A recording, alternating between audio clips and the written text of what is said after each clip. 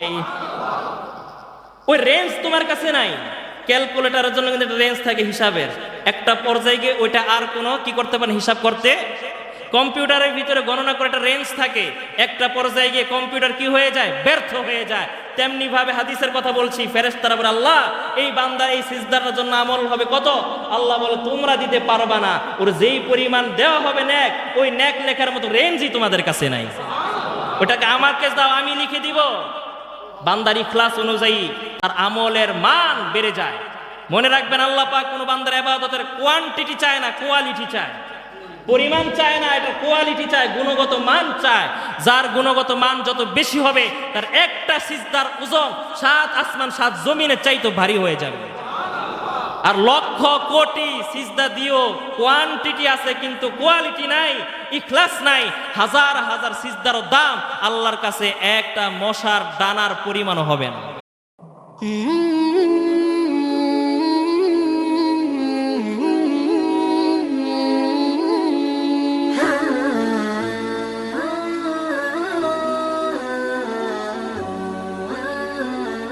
কুনু কাল্লাতী নাকাদাত গাজলাহা মিন বা'দি কুওয়াতিন আনকাসা, যে তোমরা অর্থাৎ মুমিন বান্দা বান্দিরা ওই রকম পাগলি মহিলার মতো হয়ে যেও না, যে মহিলা সুতোগুলোকে অনেক সময় নিয়ে কষ্ট করে পাকানোর পর সেই সুতাগুলো আবার সে নিজেই নষ্ট করে ফেলে, টুকরো টুকরো করে ফেলে।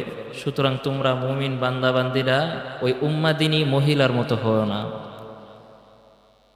যে তোমরা কিছুদিন যাবৎ কষ্ট করে সাধনা করে তাকওয়া অবলম্বন করলা, ইবাদত করে আমল নামাটা ভারী করলা, এরপর আবার ভিতরে আবার উদাসীনতা, গাফলতি, অলসতা, খামখেয়ালি করে আবার কিছুদিন তোমরা ইবাদত থেকে দূরে সরে গিয়ে পূর্বের আমল নামাগুলো নষ্ট করিও না। এজন্য যতদিন দুনিয়াতে থাকতে হবে আমাদেরকে আল্লাহ পাকের ইবাদত করেই থাকতে হবে, যেহেতু আমরা দুনিয়াতে গোলাম। আমাদের মালিক কে? আল্লাহ।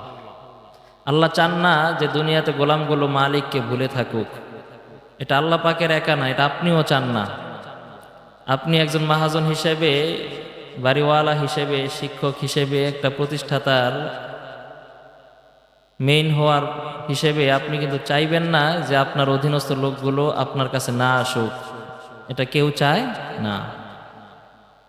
তো একজন দুনিয়ার দৃষ্টিতে একজন মাহাজন, সে কিন্তু তার গোলামের, তার অধীনস্থ লোকের সব কিছু সে দান করে নাই, কেবলমাত্র মাসিক একটা ভাতা নির্ধারণ করেছে। এতেই যদি তার ভিতরে এতটা গায়রত সৃষ্টি হয়, তাহলে যেই মালিক আমাকে আপনাকে লালন করলো, পালন করলো, সৃষ্টি করলো, অস্তিত্ব ছিল না, সেখান থেকে আল্লাহ পাক আমাদেরকে অস্তিত্ব দিল। অস্তিত্বে আসার পর আমাকে আপনাকে আমাদের গন্তব্য পর্যন্ত পৌঁছার জন্য যত কিছু লাগে সব কিছু মুহূর্তে মুহূর্তে আল্লাহ পাক আমাদের জন্য ব্যবস্থা করে যাচ্ছে। আপাদমস্তক যে আল্লাহ পাক নিয়ামত রাজিতে আমরা ডুবে রয়েছি, সেই আল্লাহ পাক কিভাবে চাইবে যে বান্দাগুলো আমাকে ভুলে যায়? চাইবে কখনো? চাইবে না। এই জন্য এগুলোর সাথে যে আমাদের আরো কিছু সূক্ষ্ম বিষয়গুলো সংশ্লিষ্ট রয়েছে। আল্লাহ পাকের গোলামি যে করে সে বিনয় প্রকাশ করলো, তার হক রক্ষা করলো। বান্দা হিসেবে মালিকের হক আছে না? তো যেই মানুষটা দুনিয়াতে আল্লাহ পাকের বিধান মানলো, মানে সে তার হক আদায় করলো এবং সে এটার দ্বারা সে বিনয় প্রকাশ করলো। আর যে দুনিয়াতে আইসা আল্লাহ পাকের হক আদায় করলো না, মানলো না, সে কেমন যেন আল্লাহ পাকের সীমালঙ্ঘন করলো, সে তাকাব্বুরি করলো, অহংকার করলো। এই জন্য সূরা কসস আয়াত নাম্বার ৮৩ আল্লাহ রাব্বুল আলামিন বলেন, তিলকাদ দারুল আখিরাতু নাজআলুহা লিল্লাযীনা লা ইউরিদুনা উলুওয়ান ফিল আরদি ওয়ালা ফাসাদা নাজআলহুমা। আল্লাহ বলেন যে আমি তো জান্নাতটাকে রাখছি, রেডি করে রাখছি। নাজআলহুমা, দুই শ্রেণীর মানুষের জন্য। কয় শ্রেণী? তিলকাদ দার, আখিরাতু নাজআলহুমা, যে পরকাল, এই পরকালটাকে আমি সাজিয়ে রাখছি, রেডি করে রাখছি কয় শ্রেণীর মানুষের জন্য? মনে রাখবেন, 1 নাম্বার শ্রেণীর মানুষ, লা ইউরিদুনা উলুওয়ান ফিল আরদি, 1 শ্রেণীর মানুষ হবে তারা পৃথিবীর বুকে অদ্যতা, সীমালঙ্ঘন, অহংকার করবে না যারা। তাহলে 2 শ্রেণীর মানুষের জন্য আল্লাহ পাক জান্নাত রাখছে। তন্মধ্যে প্রথম শ্রেণীর মানুষ হবে তারা অহংকার করবে না যারা। ওয়ালা ফাসাদা, দ্বিতীয় শ্রেণীর লোক হলো যারা দুনিয়ার বুকে ফাসাদ সৃষ্টি করবে না। যারা ফাসাদ সৃষ্টি করবে না এবং অহংকার করবে না, এই 2 শ্রেণীর মানুষের জন্য কি রাখছেন? জান্নাত। সুবহানাল্লাহ বলেন। 2 শ্রেণীর মানুষের জন্য রাখছে কি? জান্নাত। কেউ কেউ জান্নাতের কাছাকাছি সিদরাতুল মুনতাহায় চলে যেতেছে। আল্লাহ, খুব ভালো করে মনোযোগ দিয়ে শুনেন। অহংকার কি? অহংকারের ডেফিনেশন আমরা একটা সহজে বুঝি, যেটা যে তুচ্ছ তাচ্ছিল্য করা মানুষকে, সিগারির নাস, মানুষগুলোকে তুচ্ছ তাচ্ছিল্য ভাবা, এটাকে আমরা অহংকার মনে করি। এটা অহংকারের একদম ডাউন লেভেলের, এটা একদম নিম্ন পর্যায়ের অহংকার। উপর আপার লেভেলের অহংকার হলো যে বাতারুল হক, অর্থাৎ শরীয়তের যত বিধি বিধান রয়েছে, সমস্ত বিধি বিধানগুলোর মধ্য থেকে কোনো একটি বিধানকে ছেড়ে দেয়া, কোনো একটা বিধানকে তুচ্ছ তাচ্ছিল্য মনে করা, কোনো একটা বিধানকে অবজ্ঞা করা, কোনো একটা বিধানকে লঙ্ঘন করা, শরীয়তের কোনো একটা হুকুম আহকামকে বাদ দেওয়ার নাম কি? অহংকার। বুঝতে পারছেন? বাতারুল হক, কোনো একটা হককে বান্দা হিসেবে, ওই যে বললাম আল্লাহর একটা হক আছেন আমাদের উপরে, তো কোনো একটা হককে অবজ্ঞা করা, বাদ দেয়া, ছেড়ে দেওয়ার নাম কি? অহংকারের এই সংজ্ঞা আগে জানতেন? কিন্তু আপনারাই তো জানেন ওয়াজ, যার ভিতরে অহংকারের একটা অংশ থাকবে, সেই ব্যক্তি যাবে কোথায়? জাহান্নামে। নবীজি বলেছেন, লা ইয়াদখুলুল জান্নাতা মান কানা ফি কলবিহি মিসকালা যাররাতিন মিন কিবির। নবীজি বলেন, যেই মানুষের অন্তরে, কলবের ভিতরে সামান্য পরিমাণ অহংকার থাকবে, সে জান্নাতে যাবে না। নাউজুবিল্লাহ। এই জন্য অহংকার, এটা আমার আপনার ঈমান নষ্ট করার একটা কারণ। জান্নাতে যাওয়ার মাঝে অহংকার একটা বিশাল বড় প্রাচীর, বিশাল বড় একটা দেয়াল, এইটা আমাকে আপনাকে জান্নাত পর্যন্ত পৌঁছতে দিবে না। অহংকারের বিপরীত হলো তাওয়াজু, বিনয়ী যে অবলম্বন করে, তার মর্যাদা মাকাম বাড়িয়ে দেন কে? মান তাওয়াযা লিল্লাহ, মান তাওয়াযা লিল্লাহি রাফাআহুল্লাহ। যে ব্যক্তি আল্লাহর জন্য বিনয়ী হবে, আল্লাহর জন্য যে ব্যক্তি নিজের ভিতরে নম্রতা, নমনীয়তা, মান্যতা আনবে, ওই ব্যক্তির ভিতরে, সমস্ত মানুষের অন্তরে ওই ব্যক্তির জন্য মহব্বত, ভালোবাসা, সম্মান, রেসপেক্টেশন দিয়ে দিবেন কে? আপনি বিনয়ী হবেন, এত করে আপনি ছোট হবেন না, বরং আপনার মর্যাদা মানুষের অন্তরে ঢুকে যাবে। মানুষগুলো আপনাকে কলিজা দিয়ে ভালোবাসবে, আপনার অগোচরে মানুষগুলো আপনার প্রশংসা করবে, সুনাম গাইবে, যে নারে অমুক লোকটা কত বিনয়ী, কত ভদ্র, কত নম্র মানুষ। মানুষের অন্তরে, আপনাকে না দেখলে মানুষের অন্তরে জ্বলন সৃষ্টি হবে, আপনাকে দেখার জন্য মানুষগুলো পাগল প্রায় হয়ে যাবে। আপনি কোনো মাজলিসে গেলে মাজলিসের মানুষগুলো আপনাকে দেখে তাদের চেহারাগুলো উজ্জ্বল হয়ে যাবে, যে না, আসছে আলহামদুলিল্লাহ, একজন ভালো মানুষ আসছে। আবার অহংকারী ব্যক্তি যারা, মানুষ তাদেরকে দেখতে পারে না, এদেরকে দেখলেই মানুষ নাক ছিটকায়, দৃষ্টি সরায় ফেলে, এদের থেকে মুখ ফিরিয়ে নেয়, কিন্তু এদের ভয়ে হয়তোবা সামনে তাদেরকে সালাম দিলেও অহংকারীদেরকে মানুষ কিন্তু ভালোবাসে না। আমার আপনার নবীর ভিতরে কত বিনয়ী ছিল।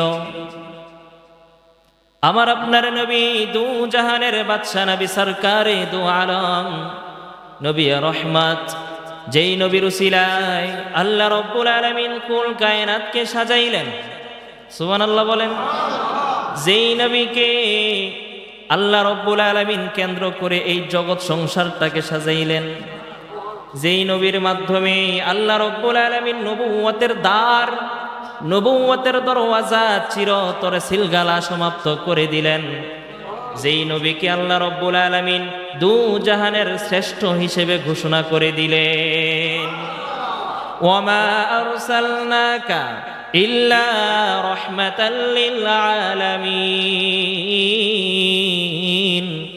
আল্লাহ বলেন, ও নবী আমার, যে আলামিনের রব আমি আল্লাহ,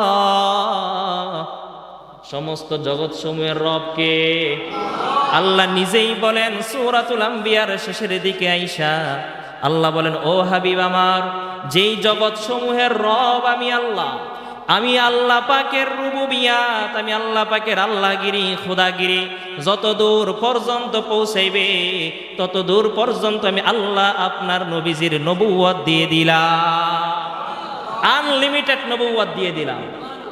আপনার এই নবুয়তের মর্যাদা কোনো একটা সময় রেস্ট্রিকশন নেই যে 5 বছর আপনি নবী থাকবেন এরপর আরেকজন আসবে, এমন নয়। কিংবা আপনি যতদিন দুনিয়াতে বাঁচবেন ততদিন আপনি নবী, আপনি মারা গেলে অন্য আরেকজন নবী হবে, এটাও কিনা সম্ভব না। পূর্বের যুগের নবীদের একটা লিমিটেশন ছিল, তাদের একটা সীমাবদ্ধতা ছিল, স্থানের সীমাবদ্ধতা। মিশরের এক নবী, ওই নবীর কথাগুলো সৌদির মানুষগুলো শুনতেন না। সৌদির যেই নবী, ওই নবীর কথা মিশরবাসী শুনতেন না। আমেরিকার যেই নবী, ওই নবীর কথা চীন জাপানের মানুষগুলো শুনতেন না, কারণ তাদের সীমাবদ্ধতা ছিল, ঠিক কিনা? আবার ওই নবীগুলো যতদিন পর্যন্ত তারা দুনিয়ায় জীবিত ছিল, তাদের মৃত্যুর পর তাদের বিধানগুলো, তাদের শরীয়তগুলো আল্লাহ পাক রহিত করে দিছে, তাদের শরীয়ত আর চলবে না। কিন্তু আমি আপনি কি নবী পাইলাম? মুসলমান। আল্লাহ রব্বুল আলামিন বলে, নবী আমার, আপনার কথা শুধুমাত্র মক্কাতুল মুকাররমায় চলবে এমন নয়, আপনার কথা কেবলমাত্র মদিনাতুল মুনাওয়ারায় চলবে এমন নয়। আপনার কথা 63 বছর আপনি দুনিয়ায় জীবিত ছিলেন, এই 63 বছর আপনার কথা মানুষগুলো মানবে, এরপরে আবার নতুন কোন শরীয়ত আসবে এমন নয়। বরং আপনাকে আমি এমন নবুয়ত দিলাম, আপনাকে আমি এমন মর্যাদা দিলাম, এমন সম্মানের আসনে আপনাকে আমি আসীন করলাম, যেই আসনে বসলে ওই মানুষটার জন্য তার জন্মের পূর্বে থেকে নিয়ে জন্মের পর কিয়ামত পর্যন্ত পুরো সময়ের ভিতরে যত জায়গা রয়েছে এই দুনিয়া এবং 7 দুনিয়া, 7 তবাক আসমানের উপরে, 7 তবাক জমিনের নিচে, এক কথা আল্লাহ পাক বলে দিলেন, ও হাবিব আমার, আমি আল্লাহর আল্লাহগিরি যতদূর পর্যন্ত চলবে, আপনি নবী, আপনার নবুয়তগিরি ততদূর চলবে, ততদূর চলবে। ওই নবীর ভিতরে বিনয় ছিল কত পরিমাণ দেখেন মুসলমান। আমার নবী তার গোটা জিন্দিগিতে আপনি কখনো পাইবেন না কোন আসনের ভিতরে ট্যাগ লাগাইয়া নবীজি বসছে, পিছনে ট্যাগ লাগাইয়া নবীজি বৈশা কখনো কোনো কিছু চিবাইতেন না, খাইতেন না। আবার জুতা পায়ে দিয়াও কখনো নবীজি খাবার খাইতেন না, বরং নবীজি কি বলতেন? আকুলু কামা ইয়াকুলুল আবদু ওয়া আজলিসু কামা ইয়াজলিসুল আবদু। সুবহানাল্লাহ বলেন। নবীজি বলেন যে আমি এমনভাবে খাবার খাই, পিঠ সোজা করে 2 হাঁটু তুলে মাথাটাকে নিচুর দিকে করে দিয়ে জমিনের দিকে মাথাটাকে নামিয়ে দিতেন। একটু কল্পনা করেন তো। নবীজি বলেন, নবীজি সারা জীবন ভর তিনি খাবার খাইছেন সোজা হইয়া বসছে, ঢেলান দেন না, কিন্তু সোজা হইয়া বৈশা 2 হাঁটু তুলে মাথাটাকে জমিন মুখী করে করে নবীজি বিনয়ের সাথে খাবার খাইতেন আর বলতেন, আকুলু কামা ইয়াকুলুল আবদু, আমি এমন ভাবে খাবার খাই যেমনি একজন দাস তার মালিকের সামনে খাবার খায়। দাস গোলাম যেভাবে তার মনিবের সামনে খাবার খায়, আমি মুহাম্মদ ইবনে আব্দুল্লাহ আমি আমার রবের সামনে তো এইভাবে খাবার খাই। ও আজলিসু কামা ইয়াজলিসুল আবদ, একজন গোলাম তার মনিবের সামনে যেভাবে নতজানু হয়ে বসে, বিনয়ের সাথে বসে, আমি মুহাম্মদ ইবনে আব্দুল্লাহ জমিনের ভিতরে অসহায় গরিব দাস দাসীদের মতো করে আল্লাহর সামনে বসি। কি পরিমাণ বিনয়ী ছিলেন আমার নবীজি। আমার নবী শামায়েলে তিরমিজির ভিতরে হাদিস পড়লে বোঝা যায় আমার নবীর প্রতিটা চলনে বলনে তার বিনয়ী প্রকাশ পায়। সুবহানাল্লাহ বলেন।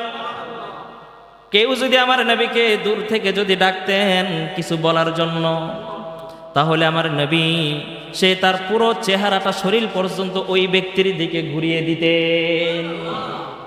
মনে করেন ডান দিক থেকে কেউ কিছু বলবে বা ডাকছে, একটা তো আছে যে এইভাবে, হ্যাঁ বলেন শুনেছি বলেন, কিন্তু আমার নবী এমন করতেন না।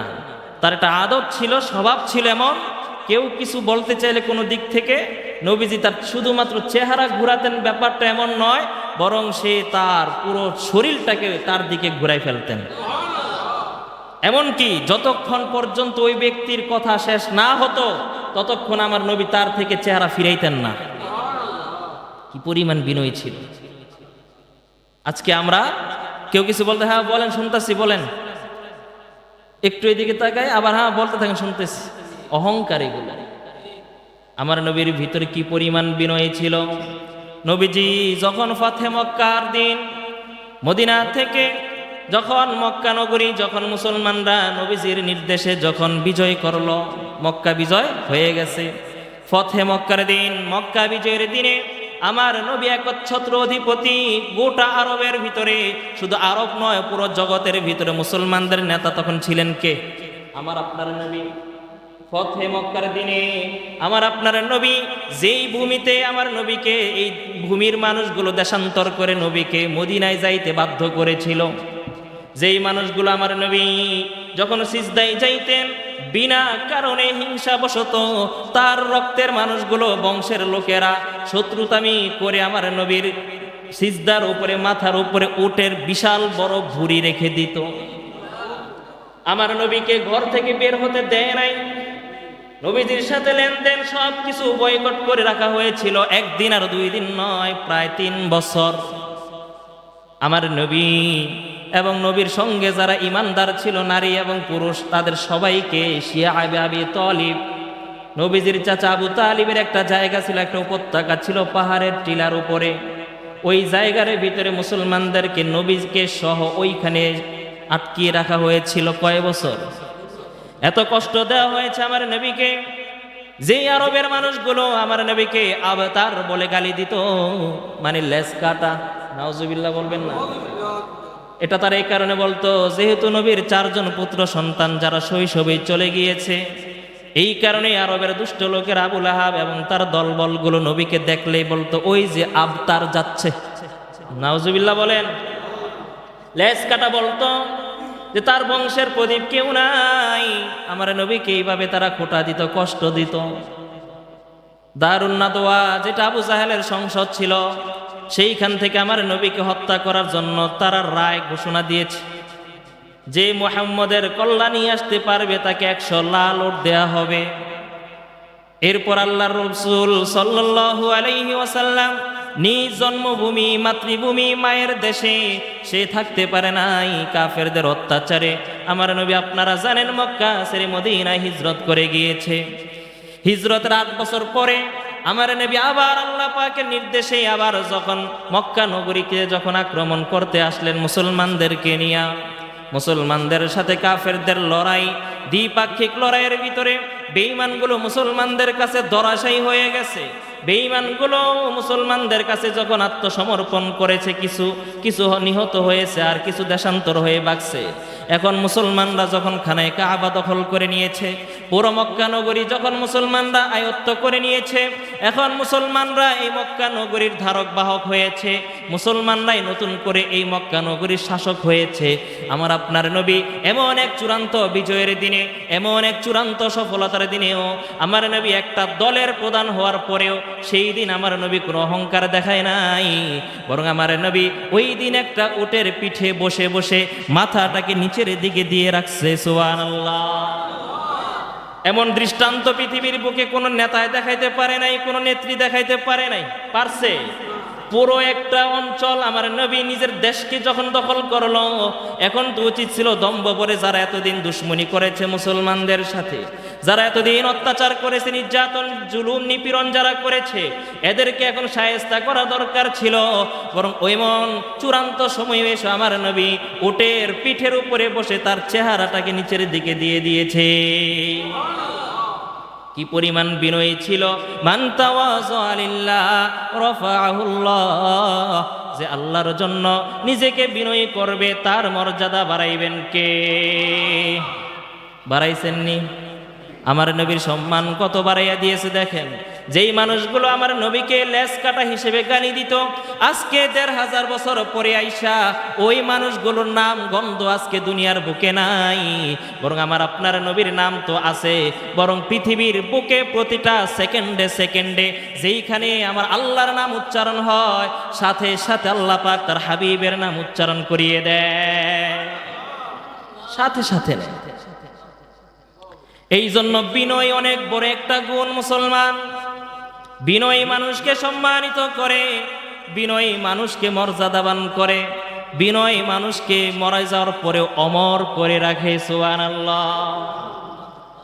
দেখবেন ফলমূল যেই গাছের ভিতরে হয়, ফলদার গাছ কিন্তু সব সময় নিম্নগামী থাকে, থাকে না? এই যে এখন তো আমের সিজন, দেখবেন না আম যেই গাছে সবচেয়ে বেশি হয় ওই গাছটা দেখবেন নিচের দিকে থাকে। ফলদার গাছ সবসময় জমিনের দিকে নিম্নগামী হয়ে থাকে। ফলবিহীন গাছ সর্বদাই বুক ওসা করে, মাথা ওসা করে আকাশের দিকে তাকায়া থাকে, করই গাছে ফল দেয়। কিন্তু লম্বা তো ভালোই হয় কাঠ গাছ, এই সমস্ত যত গাছ যেগুলো ফল দেয় না এগুলি কিন্তু খাড়া থাকে। আপনি দেখবেন পৃথিবীতে যত ফলদার গাছ রয়েছে সবগুলোই কিন্তু নিম্নগামী থাকে, ঝুঁকে থাকে, ঝুঁকে। লিচুর ছড়াগুলো নিচের দিকে থাকে, জামের ছড়াগুলো নিচের দিকে থাকে, কাঁঠালের মতো বিশাল ফলগুলো এগুলো জমিনের দিকে থাকে। একমাত্র গাছ জমিনের দিকে থাকে না যার ভিতরে ফল থাকে না। এই জন্য দেখবেন যারা জ্ঞানী, যারা গুণী, যারা যোগ্যতা সম্পন্ন মানুষগুলো তারা কিন্তু একটু চুপচাপই থাকে, ঠিক কিনা বলেন? কিন্তু যারা মূর্খ অযোগ্য ব্যক্তি যারা, এরা দেখবেন গলাবাজি করে, এদের একমাত্র পুঁজি হলো গলা। গলা মূর্খ ব্যক্তিদের সম্বল। শেখ সাদী রহমতুল্লাহ আলাইহি গুলিস্তায় বলছে যে মূর্খ ব্যক্তিরা এদের সম্বল হলো গলা। এরা মনে করে নিজেকে গলাবাজির মাধ্যমে যত জাহের করা যায়, কারণ এর ভিতরে তো কোনো মাল মশলা নাই, এর গলাবাজি করে নিজের ডোল তার নিজেরই পিটাইতে হয়। কিন্তু যোগ্য ব্যক্তি যারা হয়, প্রকৃত জ্ঞানী গুণী মানুষ যারা হয়, তারা কিন্তু অনেকটা নমনীয় হয়, কারণ এদের ভিতরে ফল আছে, এদের ভিতরে গুণ আছে, এদের ভিতরে বিদ্যা রয়েছে, এদের ভিতরে আমল রয়েছে, আখলাক রয়েছে। এই কারণে এই মানুষগুলো জমিনের ভিতরে তারা বিনয়ের সাথে চলাফেরা করে। এরা কোনোদিন গালিগালাজ করে না, এরা কোনোদিন মানুষকে জবান দ্বারা কষ্ট দেয় না, এরা কোনোদিন নিজের ক্ষমতা জাহের করবে না, কারণ তারা জানে দুনিয়ার ভিতরে বিনয় করলে খুশি হন কে। এই জন্য মুসলমান বলতেছিলাম আল্লাহ রব্বুল আলামিন দুই শ্রেণীর লোককে জান্নাত দিবে না। কয় শ্রেণী? এক নাম্বার কি বলেছিলাম? যারা অহংকার করবে। ভুলে যান কে? যারা কি করবে? যারা অহংকার করবে এদের জন্য কি নাই? আল্লাহ রব্বুল আলামিন বলেন, বান্দারে অহংকার ছাড়া যদি জমিনের বুকে থাকতে পারো, তুমি মৃত্যুর পর আমি আল্লাহর থেকে জান্নাত বুঝে নিবা, আমি আল্লাহর থেকে জান্নাত তুমি বুঝে নিবা। তো অহংকার হয় দুই ভাবে। এক নম্বর বলেছিলাম বাতরুল হক, যত রকমের হক রয়েছে শরীয়তের, সমস্ত হকগুলোর ভিতরে কোনো একটা হককে অবজ্ঞা করা, কোনো একটা হককে ছেড়ে দেওয়া, কোনো একটা বিধিবিধানকে লঙ্ঘন করা, এটাই কি অহংকার। অহংকার হয় দুই ভাবে, একটা হলো বাতরুল হক, শরীয়তের হক কোনো একটাকে ছেড়ে দেওয়ার মাধ্যমে, আরেকটা হয় গমাতুন নাস, মানুষগুলোকে তুচ্ছ তাচ্ছিল্য করার মাধ্যমে। কেউ মানুষকে তুচ্ছ করলো, হেয় প্রতিপন্ন করলো, মানুষগুলোকে ছোট করলো, অপমান অপদস্থ করলো, সে এটা অহংকার করলো। এই ডেফিনেশনটা আমরা জানি, অহংকারের দ্বিতীয় সংজ্ঞাটা আমরা জানি। এই জন্য আমরা মানুষকে ওয়াজও করি, এই অহংকার করো না, তুমি তোমার ভিতরে অহংকার রয়েছে, তুমি মানুষ দেখতে পারো না, এটা আমরা জানি অহংকার। কিন্তু আরো একটা যে অহংকার, সেটা প্রথম ধাপে যে অহংকার রয়েছে বাতরুল হক, মানে শরীয়তের কোন একটা হককে, শরীয়তের কোন একটা বিধানকে ছেড়ে দেওয়া, এটা অহংকার। বুঝতেছেন? এই কারণে যেই মানুষটা নামাজ পড়ে না সে অহংকারী, যেই মানুষটা নামাজ নিয়মিত পড়ে না সে অহংকারী, যেই মানুষটা আল্লাহকে সিজদা দেয় না সে অহংকারী, যেই মানুষটা ঘুষ খায় সে অহংকারী, যেই মানুষটা সুদ খায় সে অহংকারী। কথা কয় না কেন? যেই মানুষটা মিথ্যা বলে সে অহংকারী, যেই মানুষটা বেপরদায় চলে সে অহংকারী, যেই মানুষটা জিনা করে সে অহংকারী, যেই মানুষটা তার কানের ভিতরে সারাদিন গান ঢুকায় রাখে ইয়ারফোনের মাধ্যমে সে অহংকারী, যেই মানুষটা জবানদার অন্যকে গালিগালাজ করে সে অহংকারী। এক কথায় যত প্রকারের গুনাহ রয়েছে সবগুলো অহংকার। কারণ গুনাহ কখন হয়? যখন মানুষটা মনে করে না কিছু হবে না, আল্লাহ কি করবে দেখি। নাউজুবিল্লাহ বলেন। সব রকমের অহংকার একমাত্র গুনাহ। যার কপালে সিজদা নাই সে অহংকারী। ইবলিসের পরিচয় আপনারা কি জানেন? ইবলিস কি করেছিল? জিনা করেছিল, জুলুম করেছিল, কাউকে খুন করেছিল, অন্যের টাকা মনে চুরি করেছিল, করে নাই? কি করছে? অহংকারটা কি ছিল? আল্লাহ পাক ইবলিসের পরিচয় সূরা আরাফের ভিতরে দেয়, লাম ইয়াকুম মিনাস সাজিদিন। ইবলিস কে জানো? আল্লাহ পাক বলতেছে ইবলিস কে তোমরা জানো? যে সিজদাকারীদের অন্তর্ভুক্ত ছিল না, সেই ইবলিস। আজকে আমরা ইবলিস নামে একজনকে ছিল, ওই সিজদাকারীদের দলভুক্ত ছিল না। সুতরাং পৃথিবীতে যত মানুষের দল দেখবা, যত টুপিদারি দেখবা, দাড়িওয়ালা দেখবা, লম্বা জুব্বাওয়ালা দেখবা, যত আলহাজ দেখবা, যত দানবীর দেখবা, যত জনসেবামূলক কাজের ভিতরে থাকুক না কেন, এর ভিতরে যদি নিয়মিত সিজদা না থাকে সে হয়ে যায় মিস্টার ইবলিস। সেই হবে কি?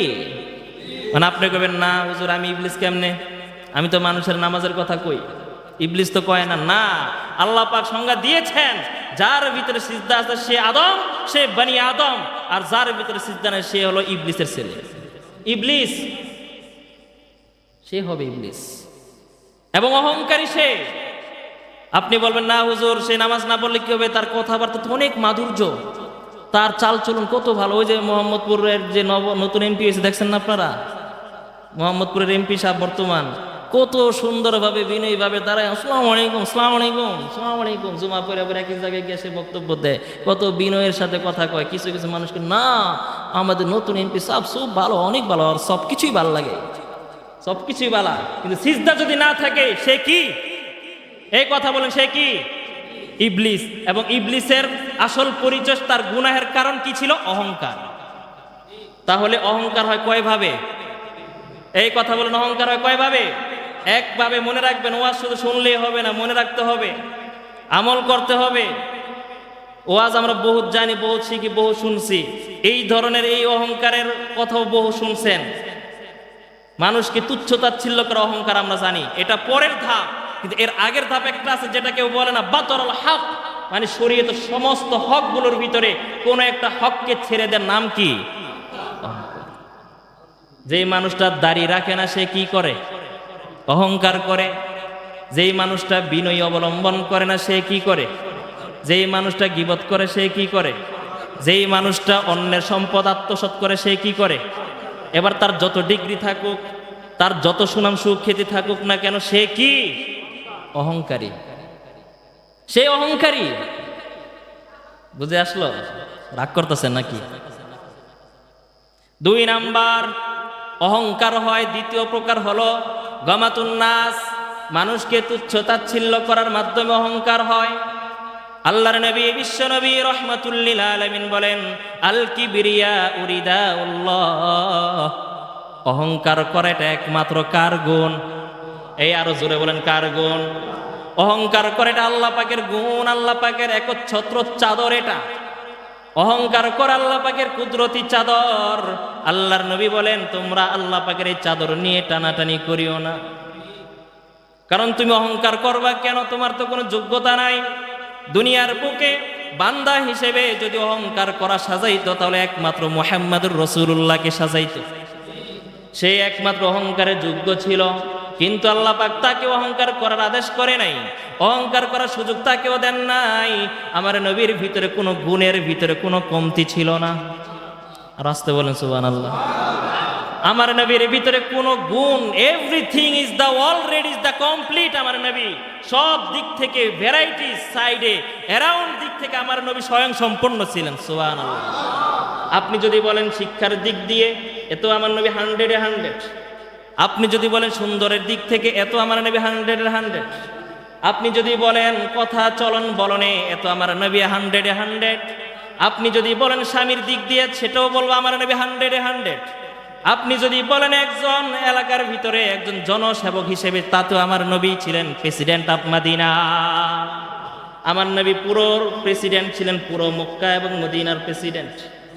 সফল রাষ্ট্রনায়ক হিসেবে আমার নবী সফল, সব দিক থেকে আমার নবী ছিল সফল। একজন শ্বশুর হিসেবে আমার নবী সফল শ্বশুর। কেমন শ্বশুর জানেননি? বিয়ের দিন তার নিজের কলিজার টুকরা কন্যা এবং তার জামাতাকে ডাকছে, বলতেছে, ও আমার কলিজার টুকরা ফাতিমা, জানোনি তোমাকে কার হাতে তুলে দিলাম? সে হলো আলী। আনা মাদিনাতুল ইলমি ওয়া আলিয়ুন বাবুহা। আমি যেই নবী ছিলাম, যে ইলমের একটা শহর, আর ওই শহরের দরজা হলো আমার সাহাবী আলী।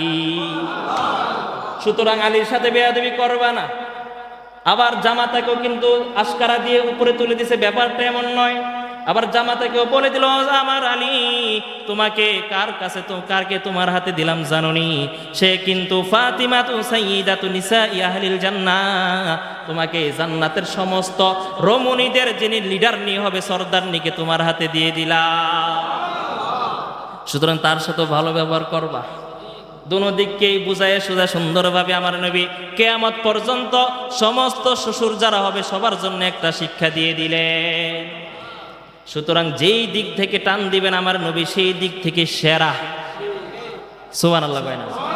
আর আমার নবী সেরা, এটা শুনলে তো মনের ভিতরে আনন্দ লাগে। সুবহানাল্লাহ বলেন না কেন? তাহলে আমার ওই নবীকে আল্লাহ পাক মনে হয় অহংকার করার সুযোগ দিয়েছে? দেন নাই। আল্লাহ রাব্বুল আলামিন সূরা লোকমানের ভিতরে হাকিম লোকমান তার সন্তানকে যে নসিহা করেছিল, উপদেশ দিয়েছিল, ওই কথাগুলো আল্লাহ পাক একটা কোরআনুল কারিমে একটা সূরা হিসেবে প্যাকেজ স্বরূপ আমাদেরকে দিয়ে দিলেন। হাকিম লোকমান তার ছেলেকে বলল, বুনাইয়া, ও আমার ছেলে, কলিজার টুকরা বৎস, ওয়ালা তামশি ফিল আরদি মারহা। জমিনের ভিতরে দম্ভ ভরে কিন্তু চলাচল করিও না। জমিনের ভিতরে বুক ফুলাইয়া জাতা দিয়া চলল না। ইন্নাকা লান তাখরিকাল আরদা ওয়া লান তাবলুগাল জিবালা তুলা। হাকিম লোকমান বলে তার ছেলেকে, কেন তুমি জমিনের ভিতরে দম্ভ ভরে চলবা কেন? ওয়া লান তাখরিকাল আরদা, কারণ তুমি যতই নাচানাচি করো না কেন, জমিনকে তুমি ফাঁক করতে পারবা না। পারবে? জমিনকে তুমি বিদীর্ণ করতে পারবা না। ওয়ালাং তাবলুগাল জিবালা তুলা, আর তুমি নিজেকে যতই উঁচু মনে করো না কেন, তুমি তো পাহাড়ের উপরে উঠতে পারবা না। পাহাড়ের চাইতে বড় হতে পারবা? আরে পাহাড় তো দূরের কথা, নারিকেল গাছের উপরে তো হবে না। একটা খেজুর গাছ, একটা সুপারি গাছ তোমার চাইতে উঁচু। তো সুতরাং নিজেকে এত উঁচা মনে করার কোনো কি নাই, সুযোগ নাই। আল্লাহ পাক বলেছেন, ওয়ালা তামশি ফিল আরদি মারহা।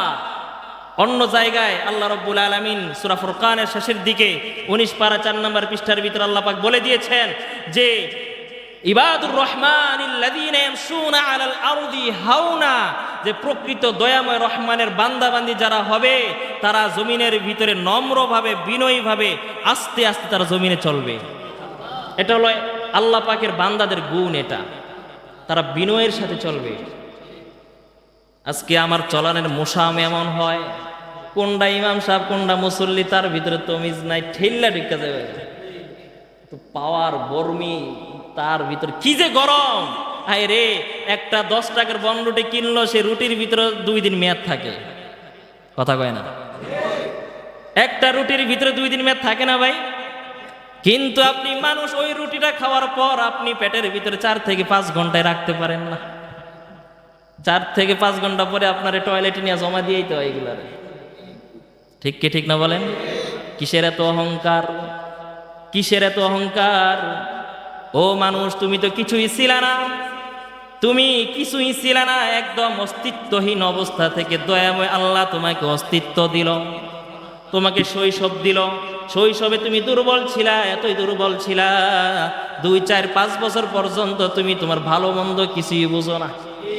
কিন্তু তুমি দেখো, তোমার ঘরের ভিতরে সামান্য একটা ডিম, এই ডিমটাকে 20 দিন 30 দিন যখন এটাকে তাপ দেওয়া হয়, এটা থেকে বাচ্চা ফোটে কি ফোটে না? এই মুরগির বাচ্চাটা সে বের হওয়ার পরে মনে হয় আপনি কোনোদিন খাবার জোগাই দিছেন? না না না, এটা জন্মের কয়েক মিনিট পর থেকে একটা সামান্য বাচ্চা সে তার নিজের খাবার নিজেই জোগাড় করে। একটা গরুর বাচ্চা সে জন্মের 2-1 ঘন্টা পর থেকে তার নিজের খাবার সে নিজে জোগাড় করে। কিন্তু তুমি মানুষ, তোমার ভিতরে এত অহংকার, তুমি জন্মের পরে কোনটা আগুন কোনটা পানি বুঝোই না। তোমার ক্ষুধা লাগছে, তুমি বলবা যে মা খাবার দাও, এই বলারও তোমার ক্ষমতা ছিল? তোমার এখন শীত লাগে, গভীর রাত, ফ্যান চলতে চলতে রাত 3টা 4টা বাজে, তোমার শীত লাগতেছে, তুমি তোমার মাকে বলবা, বাবাকে বলবা, বাবা কাঁচাটা আমার গায়ে দিয়ে দাও। মানুষ, তোমার সেই শক্তিটাও ছিল না। কিসের এত অহংকার তোমার? অখুলিকাল ইনসানু দাঈফা। আল্লাহ বলেন, মানুষ তো আমি তোমাদেরকে কেবল দুর্বল করেই বানাইছি। আপনি দেখেন মানুষ কতটা দুর্বল। দেখেন আজকে মানুষের তৈরি যত আসবাব রয়েছে, এই যে বাজারের ভিতরে গেলে, বিভিন্ন ইলেকট্রনিক শোরুমের ভিতরে গেলে ফ্রিজ, টিভি, টেলিভিশন আছে না নাই? আজকে একটা ওয়ালটন যদি আপনি ফ্রিজ কিনেন 30-40 হাজার টাকা দিয়ে, সেটার ভিতরে 10 বছর গ্যারান্টি থাকে। ভুল বললাম নি? 10 বছর 12 বছর গ্যারান্টি থাকে। এটাকে বানাইছে কি আল্লাহ না মানুষ? মানুষের তৈরি জিনিসের গ্যারান্টি থাকে 10 বছর, কিন্তু মানুষ সে নিজের গ্যারান্টি দিতে পারে না 10 সেকেন্ড। পারে? কিসের এত অহংকার মানুষ? আল্লাহ বলে, অখুলিকাল ইনসানু দাঈফা। আজকে তোমাকে সমাজের ভিতরে পদ দিলাম, মর্যাদা দিলাম, তোমাকে একটা অবস্থান দিলাম, তোমাকে একটা সুনামের জায়গায় আমি বসাইয়া দিলাম। এর মানে এই নয় যে তুমি জমিনের ভিতরে সাধারণ মানুষের উপর অহংকার দেখাইবা। অহংকার এটা হলো, যেই মানুষের ভিতরে অহংকার থাকবে সেই যাবে কোথায়? জাহান্নামে। 2 শ্রেণীর মানুষকে আল্লাহ পাক জান্নাত দিবে। 1 শ্রেণীর মানুষ হলো যারা অহংকার করবে না। আর অহংকার প্রদর্শন হয় 2 কারণে, 2 ভাবে। 1 নাম্বার হলো শরীয়তের কোনো বিধান লঙ্ঘন করার মাধ্যমে। 2 নাম্বার হয় মানুষগুলোকে তুচ্ছ তাচ্ছিল্যের মাধ্যমে অহংকার হয়। তাহলে 1 শ্রেণীর মানুষ গেল, যাদেরকে আল্লাহ জান্নাত দিবে তারা কারা? যারা অহংকার করবে না। 2 নাম্বার মানুষ হবে তারা যারা দুনিয়াতে ফাসাদ করবে না। যারা ফাসাদ করবে না এদেরকে আল্লাহ পাক দিবেন কি? জান্নাত দিবে। ফাসাদ কি? ফাসাদের ডেফিনেশন কি? ফাসাদ হলো জুলুম। প্রত্যেকটা জুলুমই কি? ফাসাদ। আর জুলুমের সংজ্ঞা কি? আয-যুলমু ওয়াজউ শাই আলা ফি গায়রি মাহাল্লি। যে জুলুম হলো যে একটা বস্তুকে তার অন্য জায়গায়, উপযুক্ত জায়গায় না রেখে অনুপযুক্ত জায়গায় রাখা। মনে করেন একজন সন্তানের কাছে তার মা সম্মানের পাত্র কিনা? তো মা বাবা এরা সবসময় সম্মানের মানুষ, এদেরকে সম্মানের পাত্রে রাখা চাই। এটা হলো ইনসাফ। এখন কোনো সন্তান যদি মা বাবার কথা না শুনে, মা বাবাকে যদি সে অপমান অপদস্থ করে, মা বাবাকে যদি অবজ্ঞা করে, তাহলে সে তার মা বাবাকে পাত্র, মা বাবার প্রাপ্য জায়গা সে রাখলো না, অন্য জায়গায় রাখছে। ঠিক কি না? এটাই হলো জুলুম। বুঝতে পারলাম? একজন স্টুডেন্টের কাছে তার শিক্ষক কিন্তু সম্মানের পাত্র।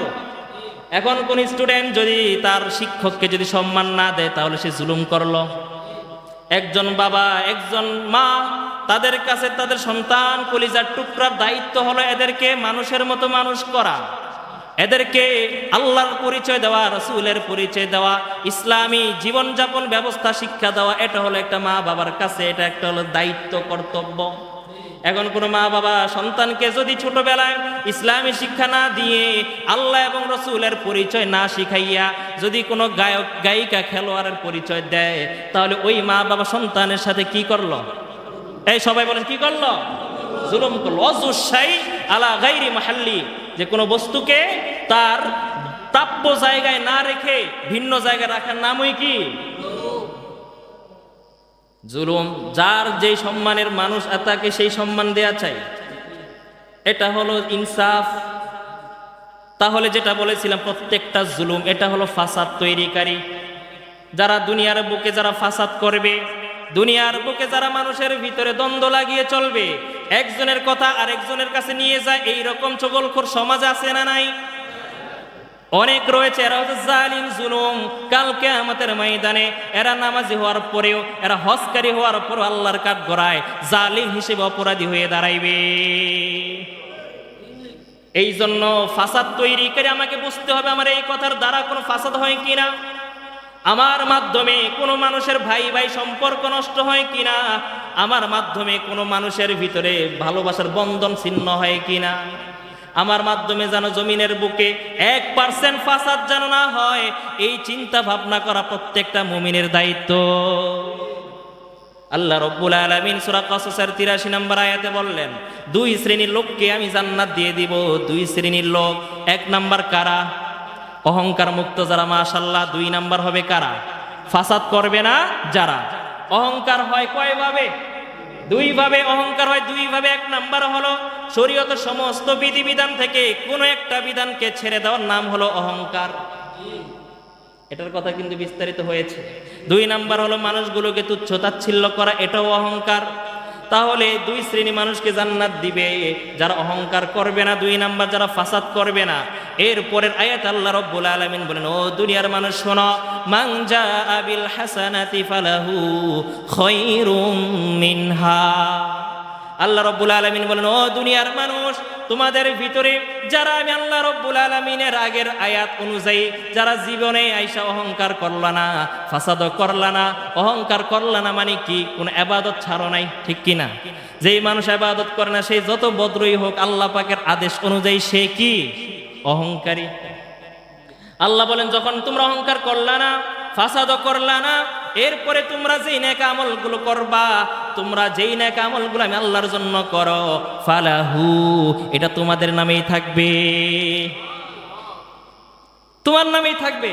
তুমি সিজদা দিয়েছো, এটা তোমার নামেই থাকবে। তুমি তাসবিহ পড়েছো, এটা তোমার নামেই থাকবে। এটা কেউ নিতে পারবে না। দুনিয়ার ব্যাংকে আপনি যদি সুইস ব্যাংকও টাকা রাখেন, সেটাও কিন্তু নড়চড় হওয়ার সম্ভাবনা থাকে। অনেক প্রবাসী ভাইরা কষ্ট করে 10 বছর 20 বছর প্রবাসে থাইকা গ্রামে বাড়িতে বাবার কাছে টাকা পাঠাইয়া সেই টাকা আইসা দেশে পায় না। আছেন এরকম? ভাইয়ের কাছে বিশ্বাস করে পাঠায়, 5 ভাইয়ের ভিতরে 4 ভাই থাকে বাহিরে, 1 ভাই থাকে দেশে। 4 ভাই ছোট ভাইকে বিশ্বাস করে তাদের প্রতি মাসে টাকাগুলো ওই ছোট ভাইয়ের কাছে পাঠাইছে। এখন 4 ভাই দেশে আইসা দেখে তারা 10 বছর বিদেশে থাইকা যত টাকার মালিক না হইছে, এর চাইতে বেশি টাকার মালিক দেশে থাইকা ছোট ভাই হইছে। এমন আছে না নাই? আরে আমার নিজের রিলেটিভই এমন আছে।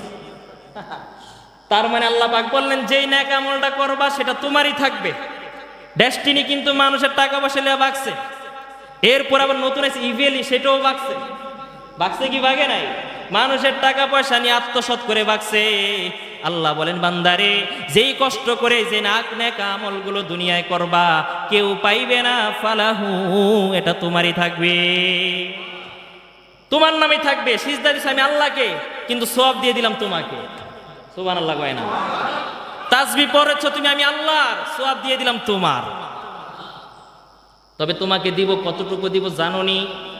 কতটুকু তোমাকে দিব জানোনি? ফালাহু খায়রুম মিনহা।